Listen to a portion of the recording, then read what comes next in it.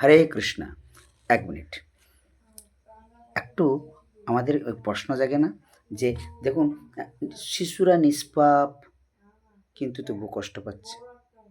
নিষ্পাপ ব্যক্তি তো কোনোদিন কষ্ট পাবে না, তাহলে শিশু কেন এত কষ্ট পাচ্ছে? আমরা কোনোদিন প্রশ্ন কোনোদিন করেছি? কিন্তু না। কিন্তু একটা জিনিস দেখলে বোঝা যায়, শাস্ত্রতে বলছেন যারা পাপ কর্ম করে তারাই একমাত্র কষ্ট ভোগ পায়। কিন্তু দেখুন, শিশু যদি নিষ্পাপ যদি হয়ে কষ্ট পাচ্ছে কেন? কারণ পূর্বজন্মের তার কর্মের ফল অনুসারে এই জন্মে সে কষ্ট পাচ্ছে।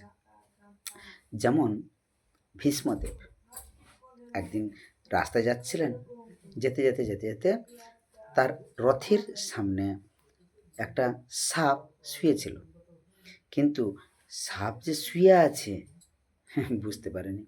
কিন্তু রথের চাকাটা তার উপর দিয়ে না চলে যাবার জন্য তিনি ভেবেছেন যে যদি চলে যদি যায়, একটা জীবকে হত্যা করব কেন?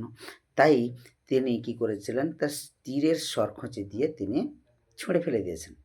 আর যখনই ছুঁড়ে ফেলে দিয়েছেন তাকে সরিয়ে দিবে কি, সাপটা ছুঁড়ে ফেলে দিতে একটু তীব্র গতিতে গিয়ে পড়েছে কাঁটার জঙ্গলে। আর যখন কাঁটার জঙ্গলে যখন পড়ে গেছে, তখন সাপটা যে কাঁটার উপর মানে এতগুলো কাঁটা তার গায়ের উপরে বিদ্ধ হয়ে সাপটা মারা গেছে। এ সাপ মারা যাওয়ার জন্য যে যন্ত্রণা যে উপভোগ করেছিল, তো তার এই কর্মের ফল তাকে ভীষ্মদেবকে 100 জন্ম তাকে অপেক্ষা করতে হয়েছে। 100 জন্মের পরে তাকেও এই দুর্যোধনের এবং কুরুক্ষেত্রে যে যুদ্ধ হয়েছিল, সেই কুরুক্ষেত্রের যুদ্ধে ভীষ্মদেবও এরকম কষ্ট পেয়েছেন। তাকে অর্জুন স্বয়ং তাকে তীরবিদ্ধ তাকে করেছিলেন সমস্ত শরীরের। তো এইভাবে তিনি 100 জন্মের পরে এইভাবে তার কর্মের ফল তাকে পেয়েছেন। কিন্তু একটা জিনিস বুঝতে পারা যাচ্ছে যে সমস্ত কর্মের ফল আপনাকে পেতে হবে, কিন্তু যখন আপনি সমস্ত কর্মের ফল নিজের দেহের কেন্দ্র অনুসারে দেহকে ভোগের ভিত্তি মনে করে আপনি কর্ম করবেন, আপনি তার কর্মের ফল আপনি পাবেন।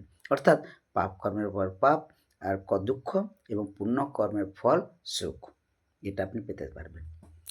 কিন্তু যখনই আপনি কৃষ্ণ ভক্তিতে আপনি যুক্ত হয়ে ভগবানের সেবায় আপনি নিযুক্ত হয়ে যাবেন, তখন কিন্তু আপনাকে এই পাপ পুণ্যের ঊর্ধ্বে আপনি চলে যাবেন। অর্থাৎ সুখ দুঃখের ঊর্ধ্বে আপনি পরম আনন্দ তৃপ্তি লাভ করবেন যখন আপনি সুকৃতি অর্জন করবেন। তাই আপনাদের কাছে বিশেষ অনুরোধ, কর্মের ফল কোনোদিন যায় না। তাই জন্য শিশুরা জন্ম হলেও তার দুঃখ কষ্ট পাওয়ার কারণ হচ্ছে পূর্ব জন্মের তার কর্মের ফল এই জীবনে পায়।